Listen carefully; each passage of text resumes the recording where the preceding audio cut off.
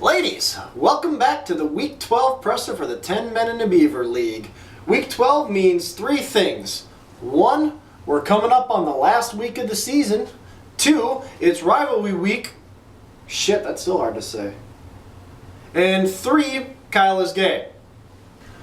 Let's have a look at the standings. A quick reminder, the two division winners are the number 1 and the number 2 seeds, and the next two highest ranked teams, regardless of division, are the wild cards. The first tiebreaker is head-to-head matchups of the season. The second tiebreaker is total points scored for the season, and the third tiebreaker is a spelling contest. Now, it doesn't specifically spell this out in the Constitution, but I vote that if it should come down to a spelling contest, each contestant would be allowed one wrong answer for every 3 beers consumed prior to the question at hand. Partially thanks to the awful 9-27 record of the bottom 3 teams in the Captains and Leaders division, the top 2 teams there have wrapped up a playoff spot.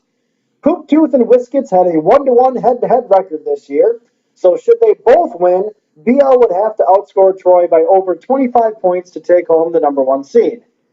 A look at the Jack and Brew division shows Turd and Selvix at 8-4, with Lacey Underalls nipping at their heels at 7-5.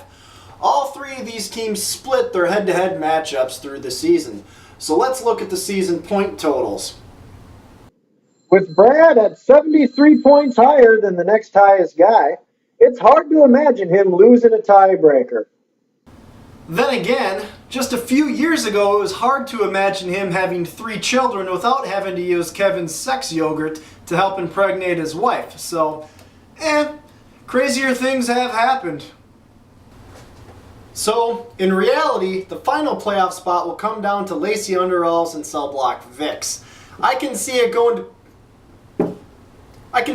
to Petrie because he looks to have the better team. But then again, I can see it going to Dusty because he has a really good matchup this week against Tyler and only needs to win to get into the playoffs.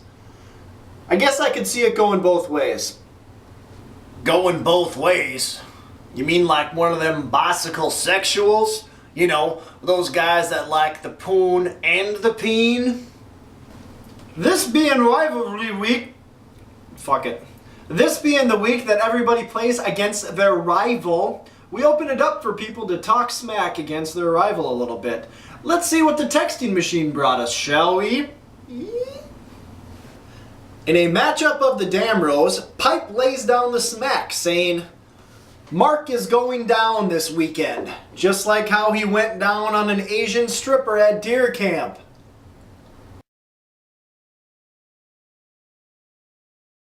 To which Mark replied, just like the Asian stripper, I am going to reverse teabag you until you drop the pole disinfectant rag out of your mouth. Again, a reenactment please. Jay is facing Petrie, but this is all he had to say, and I quote, can I just say that everyone is a heaping pile of gay? For his rivalry game against Bradley, Troy wrote, to Brad, your hot wife and the fact you're raising your cute kids will not help you beat me. You got your fantasy when you roofied Rachel into marrying you. But much like your fantasy team, she is feeling so unsatisfied. Said in a Russian voice from Rounders. Oh, wait. I was supposed to say it like John Malkovich. She is feeling so unsatisfied, like a young man out for a quickie. That sounded fucking nothing like him, but yeah, fuck it. Tyler chimed in to say what you want. I've got nothing to lose. You're the one who may end up with a demoralizing lose. I think he meant to say loss.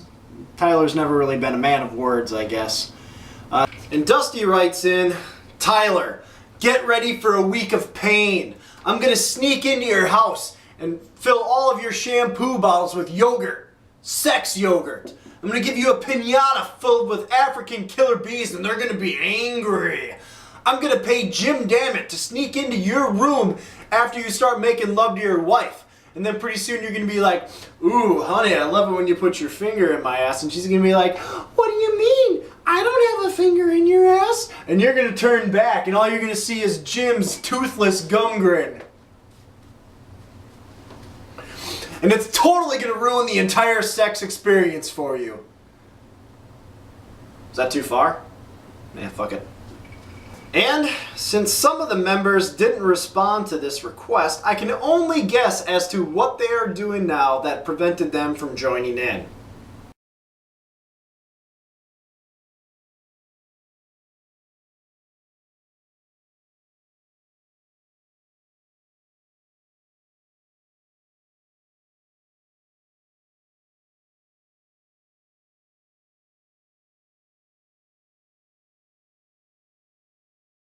Well, there you have it, boys. Worst of luck to you. I'm out.